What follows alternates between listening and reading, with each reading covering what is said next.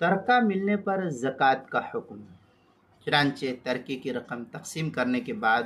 ہر وارث کے حصے میں جو رقم آئی ہے اگر وہ نصاب کے برابر ہے اور وہ بالغ ہے تو زکوٰۃ واجب ہوگی، اور اگر وارث نابالغ ہے تو اس پر زکوٰۃ کا وجوب نہیں ہوگا۔ چنانچہ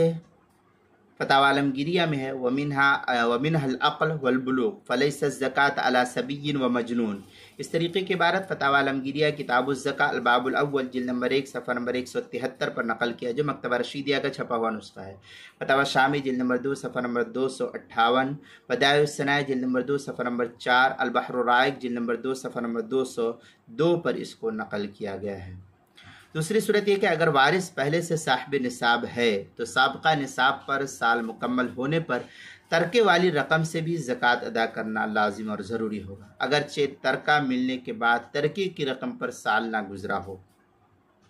اور اگر وارث پہلے سے صاحب نصاب نہیں ہے اور ترکے کی رقم ملنے کے بعد نصاب کا مالک ہوا ہے تو ترکے سے ملنے والی رقم پر 1 سال پورا ہونے کے بعد زکوٰۃ واجب ہوگی، اس سے پہلے اس پر زکوٰۃ کا حکم نہیں ہوگا۔ چنانچہ بدائع الصنائع وغیرہ کے اندر ہے وَمَنْ كَانَ لَهُ نِصَابٌ فَاسْتَفَادَ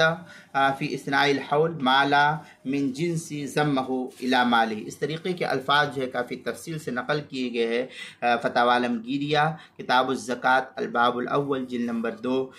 جلد نمبر 1 صفحہ نمبر 175، جو مکتبہ رشیدیہ کوئٹہ کا چھپا ہوا نسخہ اس کے اندر، بدائع الصنائع جلد نمبر 2 صفحہ نمبر 13، جو HM سعید کراچی کا چھپا ہوا نسخہ ہے، فتاوی شامی جلد نمبر 2 صفحہ نمبر 288، البحر الرائق جلد نمبر 2 صفحہ نمبر 212،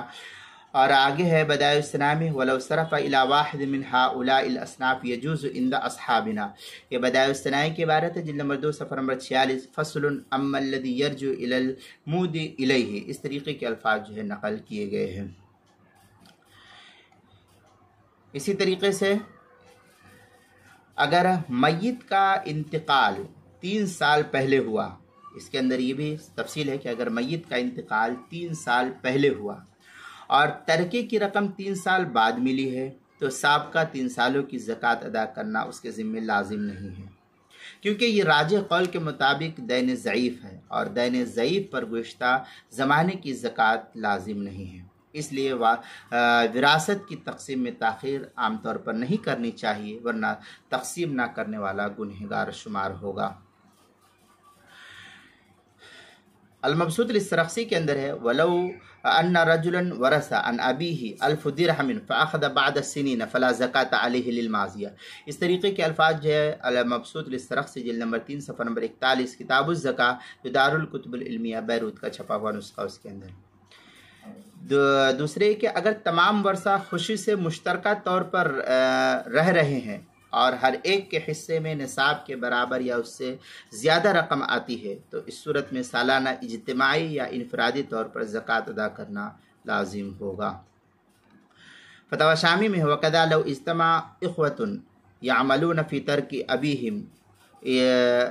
یہ در مختار کی عبارت ہے، جلد نمبر 2 صفحہ نمبر 259، البحر الرائق جلد نمبر 2 صفحہ نمبر 203، فتاوی ہندیہ جلد نمبر 1 صفحہ نمبر 173 پر اس کو نقل کیا گیا ہے۔ زکوٰۃ کے مسائل کا انسائکلوپیڈیا، اس کے حروف تہجی تا، عنوان ہے ترکہ ملنے پر زکوٰۃ کا حکم، صفحہ نمبر 120 اور صفحہ نمبر 121 پر اس کو نقل کیا گیا ہے۔